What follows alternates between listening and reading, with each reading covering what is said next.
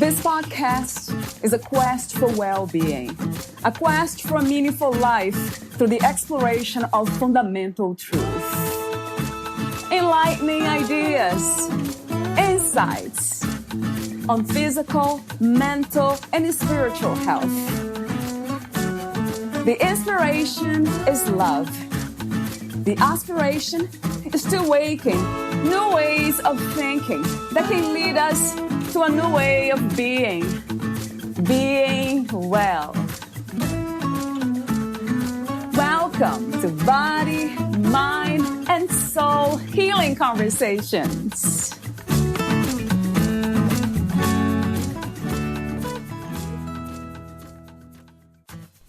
Becoming your own best friend and learning how to mother and nurture yourself will lead the way out of emotional eating.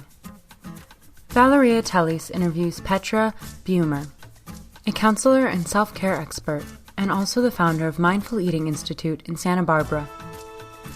Petra holds a master's degree in psychology from the University of Hamburg, Germany, and has helped thousands of clients make positive lifestyle changes. She has dedicated herself to empowering clients in taking better care of themselves, both physically and emotionally. Petra's specialty areas are weight management, emotional eating, and self-care, and in her work, she combines cognitive behavioral therapy with mindfulness strategies.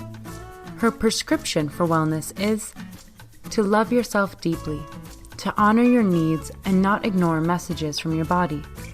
The goal is to set an intention for finding inner peace and treating yourself with love and self-compassion. She is very passionate about teaching a daily practice of self-nurturing and not using food as a mood regulator. Her focus is on creating new, healthy rituals that are sustainable in everyday life. Meet Petra at mindfuleatinginstitute.net. Here is the interview with Petra Beumer.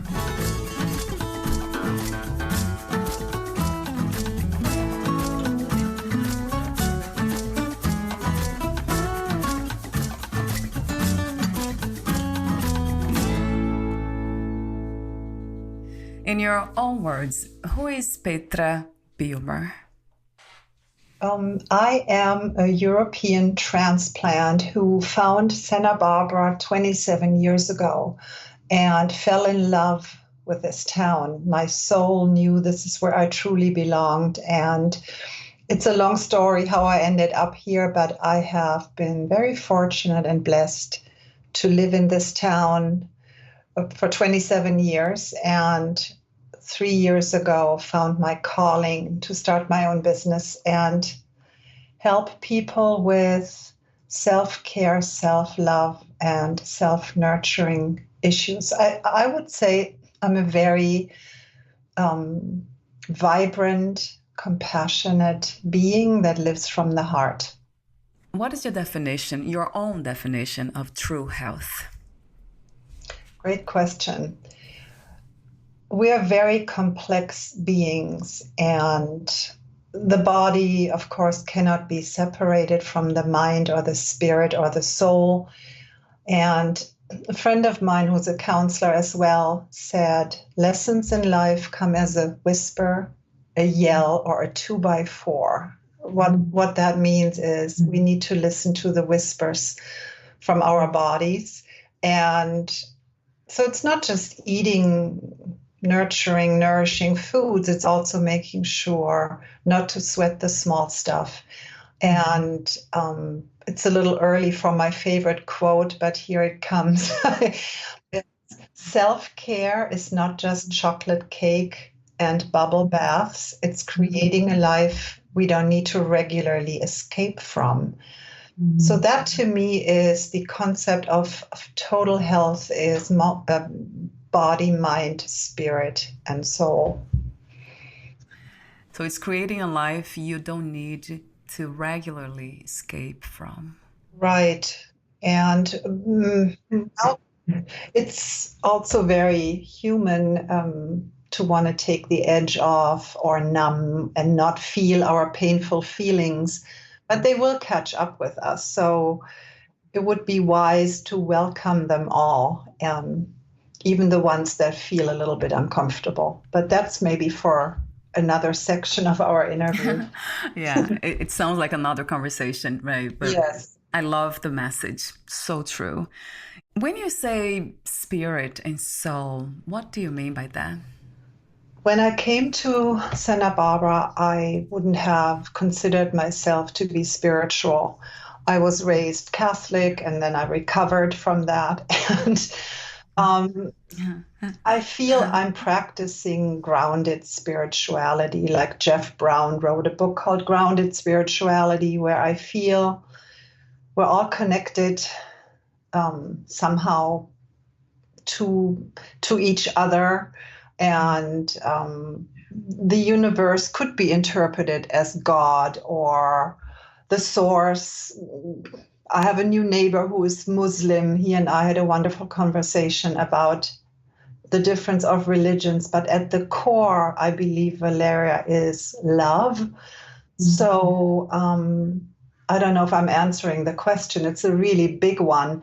So spirit and soul there is a part of us that is hosted by our bodies, I feel. And we come in with it. We may have had past lives. I'm not 100% sure. But I feel it's something that we cannot really manipulate or touch. It's our core, who we really are deep, deep, deep down inside. And so I feel in my work, I can't just work on a behavioral level with a person. If there are woundings from an earlier time or where the spirit is just shattered from too much pain.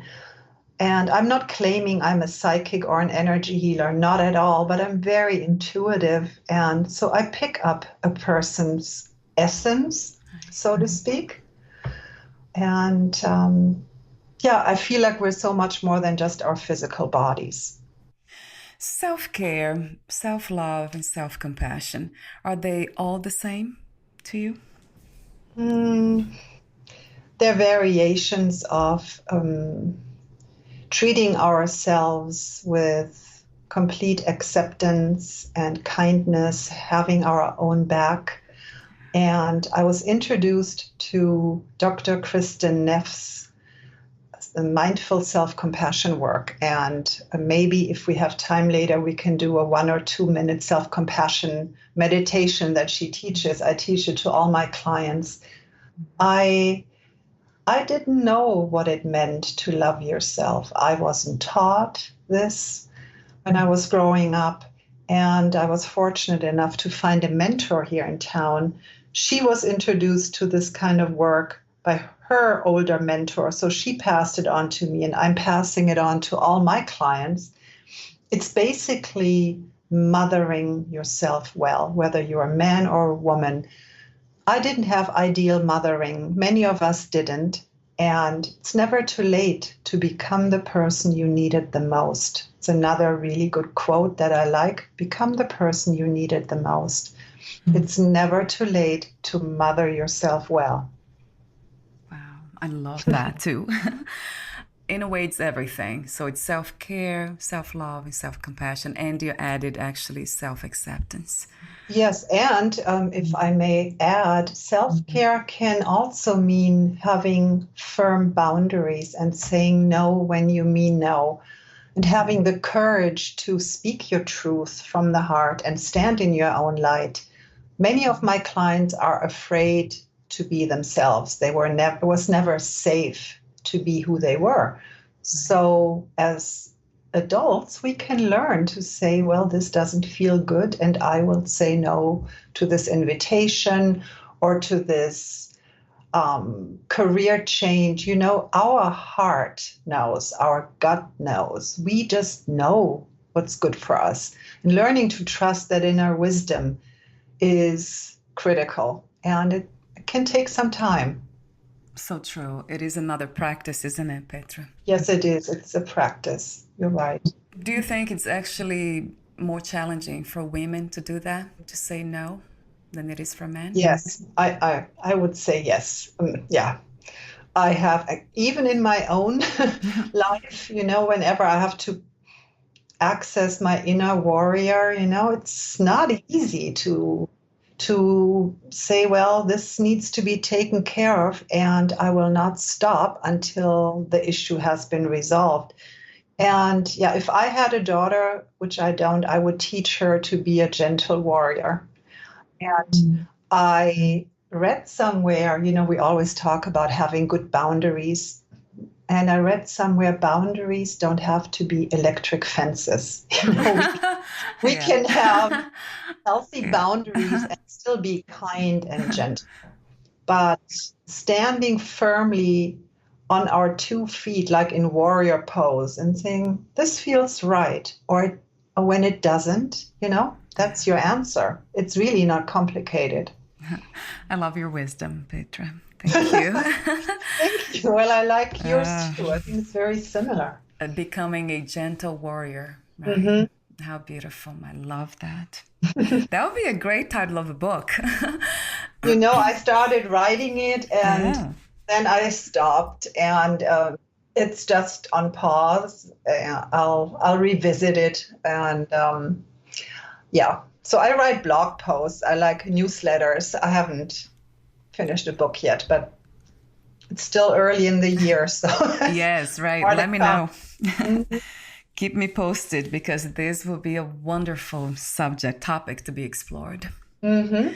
And I love when you say the sense of humor too. That's another thing that's important in life. Yeah, the electric fence. I would die. I mean, I lose my sense of humor. In fact, no, I've been very stressed the last few months from moving, and there were other issues. And if I didn't have the friends that I do have that made me laugh, humor is critical, I feel, for emotional survival and not taking ourselves quite so seriously. And when I teach workshops, I make sure there is some lightness, because people come in with a lot of pain and suffering around their body image issues, their weight issues. And so I think my gift is to make them feel safe and heard and seen. And really, I have a lot of compassion for people who are facing obstacles. Yeah. That's interesting, that sense of humor, laughter, it feels very light, right? It breaks down the heaviness of negativity.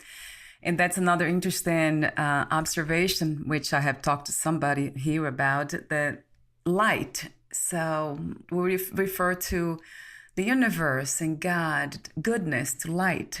And looking for it. And, we can go into a dark room and only shine the light into a corner where there's trash. But if we looked around into all the other corners, we might see something really beautiful. And so it's important to watch our thoughts and the stories we tell ourselves. And I mean, I fall victim to it too. And then I have to remind myself, like, oh, stop, this is not serving you. Reroute your thinking.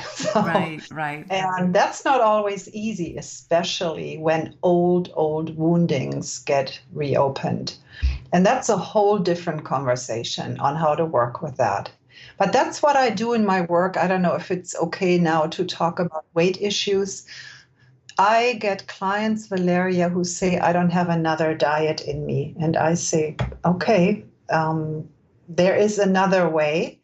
I taught weight loss at a pretty prestigious clinic here in town and was very successful, was a very assertive coach. People wanted to be in my class. And then my life changed. The universe presented me with a major heartbreak. I was almost not able to work.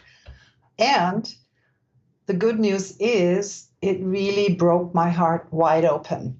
So it changed me personally, professionally, and I'm no longer an assertive weight loss coach. If somebody wants a diet out of me, I will refer them to someone else. I help people befriend their bodies, understand their relationship with food, and most importantly, understand the true reasons why they reach for food when they're not physically hungry. right now the pandemic has pushed many of us to our limits. We're scared, we're insecure, we're anxious. A lot of people have been overeating or drinking too much, I think, since March. And having compassion for the part that needs self-soothing is super important. And I often work with the inner child, and my clients are really good at imagining if a child wanted more cookies or more chips, even though they had a good dinner, eventually the loving adult would say, well, honey, what's going on? You already had some cookies, and and then maybe the child would say, oh, I'm worried about school, or I'm scared to go to bed. Or we would soothe the child, and we would use very calming messages and gestures. And we can do this for ourselves as adults as well. And I use food as a comfort component. Or I think you use a different name. I say mood regulator. Yeah, mood regulator. Yeah, and again, it's very human and understandable if people want to take the edge off or numb or not feel painful feelings. But they're not going to kill us if we sit with courage and compassion and feel those feelings. That's mastery. It really cannot be taught in a session or two. To welcome all of our feelings and not shut them out is the key out of emotional eating.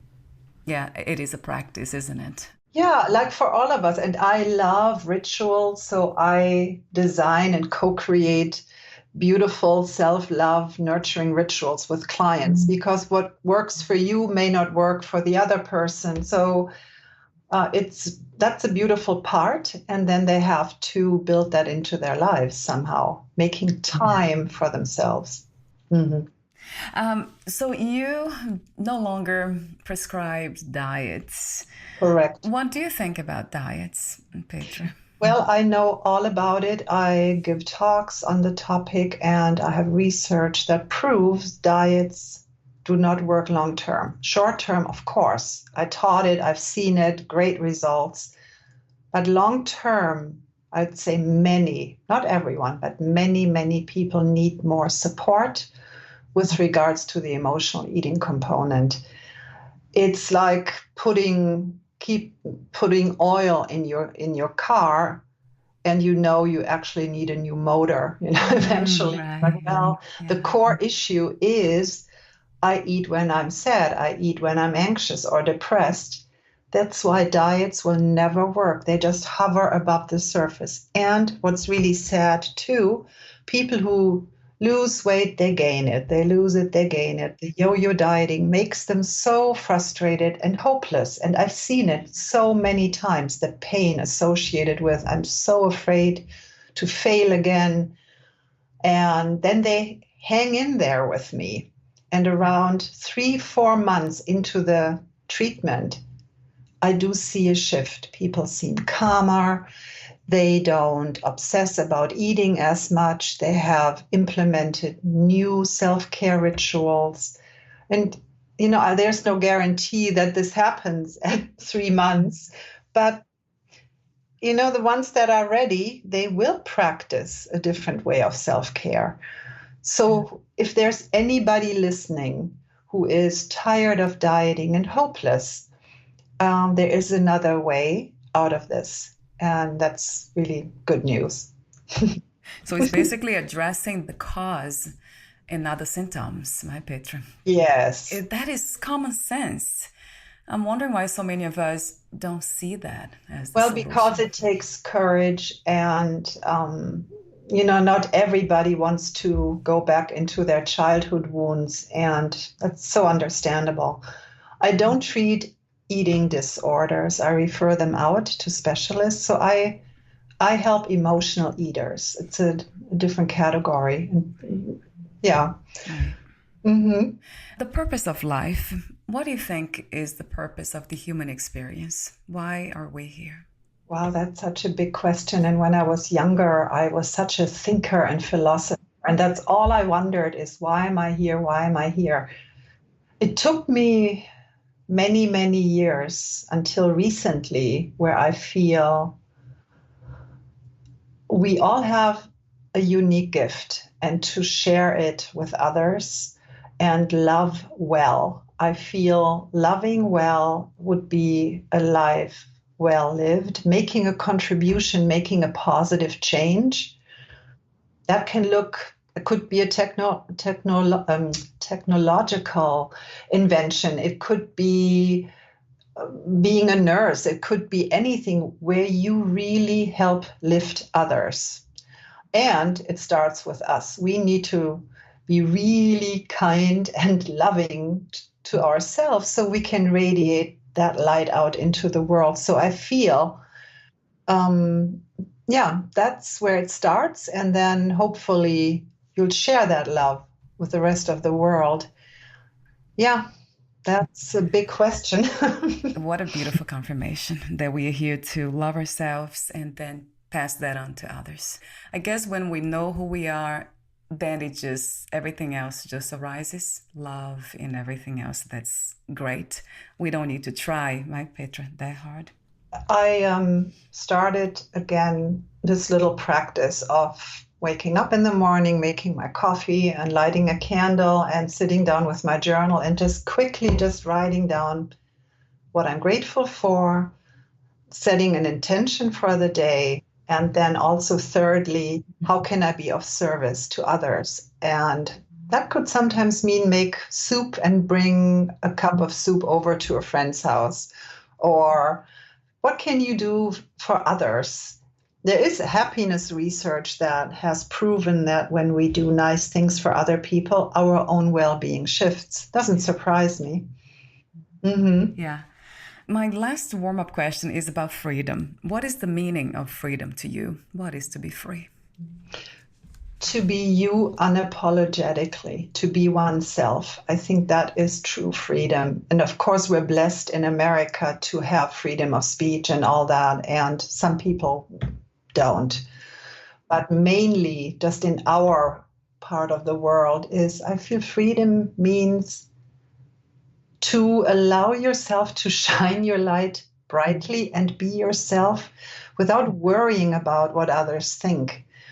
And there's a beautiful affirmation a psychologist here in town named David Rico came up with is, I let go of the need to correct people's impression of me. And I like that a lot. Yeah, me too. So freedom is actually being ourselves, being authentic, not being afraid. That's the word, authenticity. And not living from a place of fear. And freedom is also embracing life as it is, just this moment. And that's the hardest thing to do. For most of us. It's so easy to just dwell in the past or future. It's for some reason, the mind loves that. The mind loves that, and I was curious about it once, and I came across a Harvard psychologist researcher, and he explained for the first time that our brains, that we're wired for something that he called, quote unquote, nexting, Nexting. Mm-hmm. So the next moment and the next and the next. So it's part of the human brain to want to do that. And so it takes a lot of practice and energy to say no, come back to the now. And the breath, of course, can be our anchor. And coming back to the breath helps. So in a ways, you're going against the tide, right? Yes. The natural waves of the brain. Yeah. Wow. Maybe that's why it requires practice.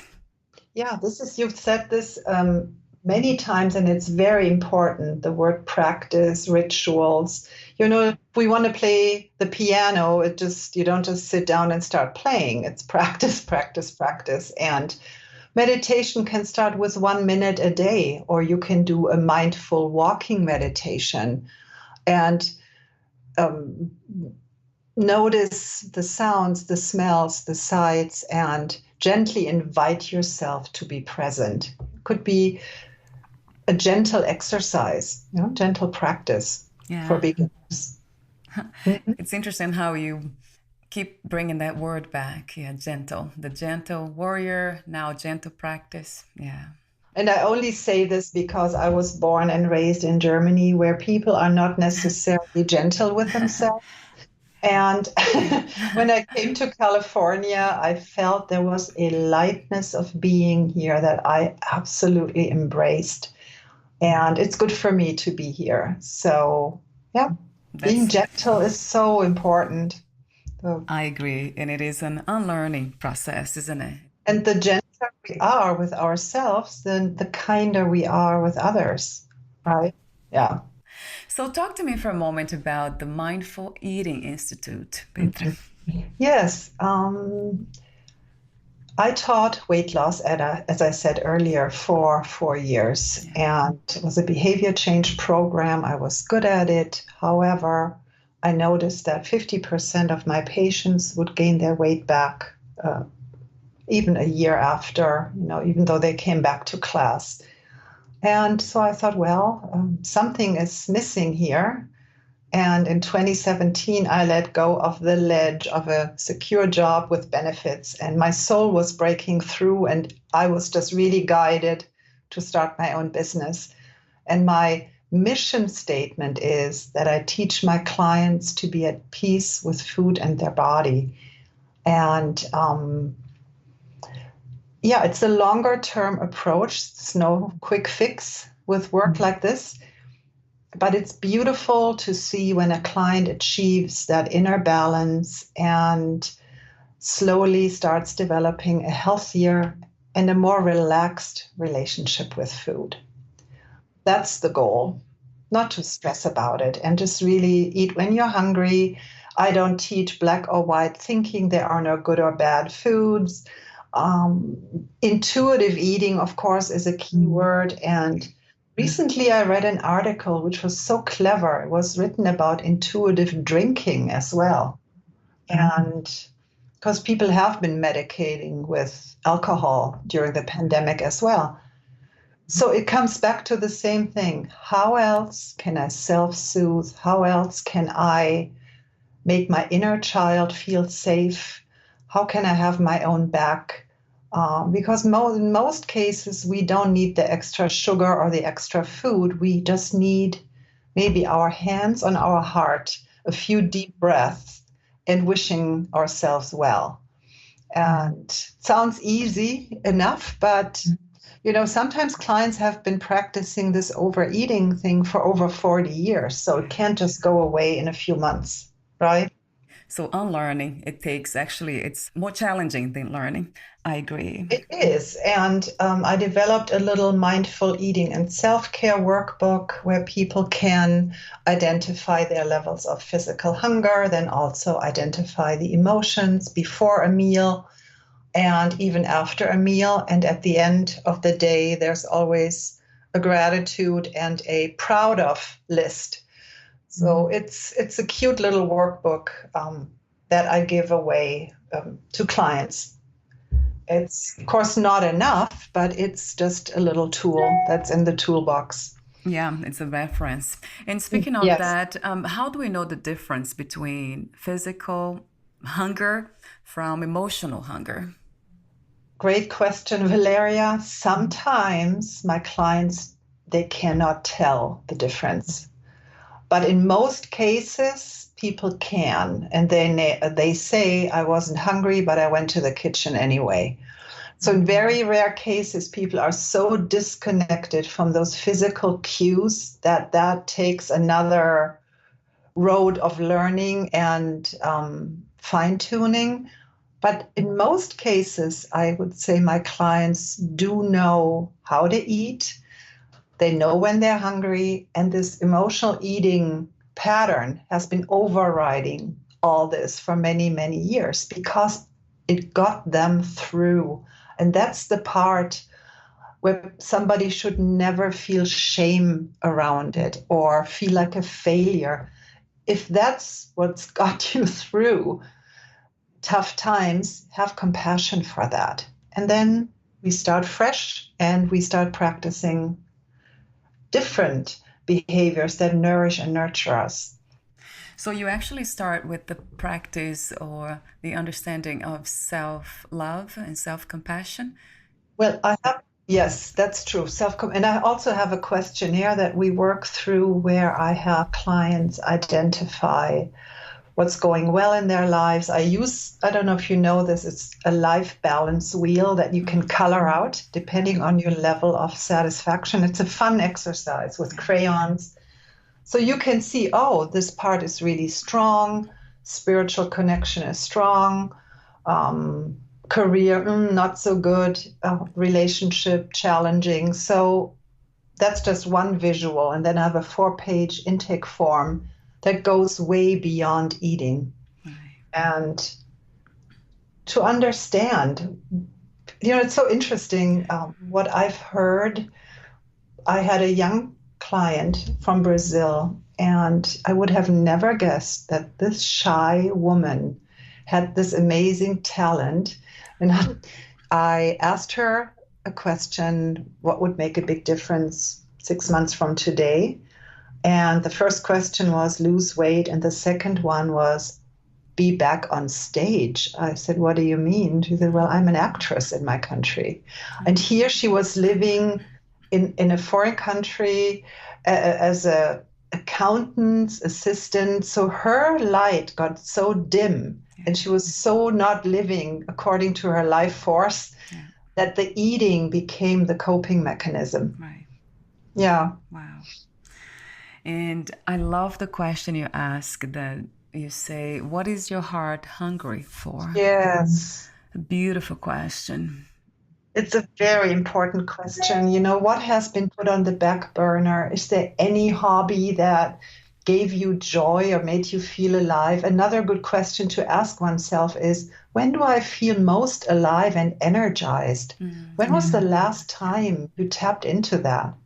And we need to bring that back. What are we waiting for? Right. Right? Yeah, that would change everything, right, Petra? Everything. Yes. So we need to look at what's holding people back. What are the obstacles? Understanding the fear that's holding people back. And there's so many different reasons. And I have compassion for all of them because I know how hard it is to embark on a new journey into unfamiliar territory, but it's so worth it. I'm not a risk taker, but I don't shy away from going on a new path, let's say. Yeah, exploring, right? Life. Exploring, yeah. The possibilities, because there are so many. And there are so many, you're right. Yeah, and we are just, some of us are not aware that we have choices and possibilities in front of us. It's right there. So we're almost at the end. I do have a few more questions for you. Those are the ending questions. Would you like to add anything? I don't know if it's appropriate to say, but through the end of January, if somebody wants to work with me, I'm offering 20% off of all programs if anybody looks at the website. So it's a verbal thing that I'm adding right now, that times are tough and finances can be an issue. So nothing is written in stone there. So that's all I want. True. Any information you wanted me to have on a podcast, your profile, I can have it there too, Petra. You can send it to me by email. If you want to have your email, your website I will have automatically. But any other information, I'll have it there too. Mm-hmm. So 2 more questions, the ending questions. If you knew you would die soon, meaning losing the body, would you make any change in your life or do anything in a different way? I would jump in the ocean today, even though it's cold. Although it's cold, right? That's cute. Yeah, I would. Yeah, it's another really, you asked great questions. I would, if I could, not if I could, I would really turn up the self-love volume even higher. I mean, to the absolute max. Yeah. And dance more. I think I would dance more. Yeah. What does it mean to turn the volume up? I love that too.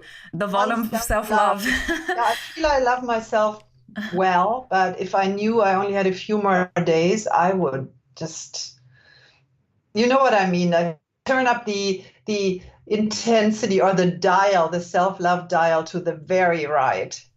Yeah, that means probably would mean dancing more, going to the beach more, those things. Or would you say more things like, I don't know, calling people you have not spoken in so I many do years? that anyway, and I do go to the beach regularly, but dancing is the one thing that I miss a lot right now, especially salsa, because you need a partner. But I could dance in my living room if I wanted to. So I think I would just dance more. I don't want to be on my deathbed thinking, oh, I wish I had danced more.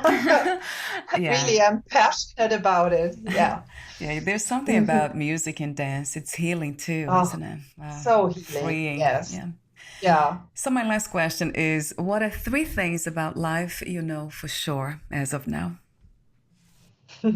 Wow, I love being asked deep questions. The first is love is all that matters. The second one, we're more than just our bodies.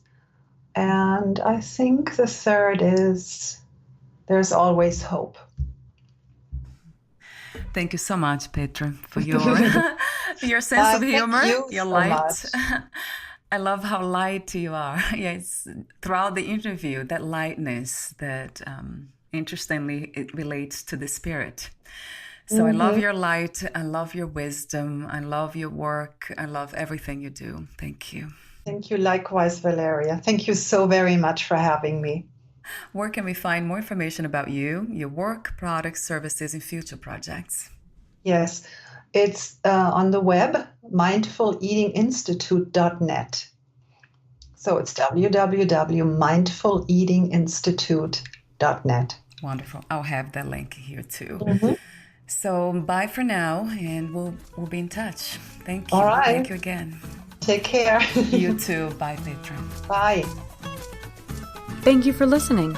To learn more about Petra Beumer and her work, visit mindfuleatinginstitute.net.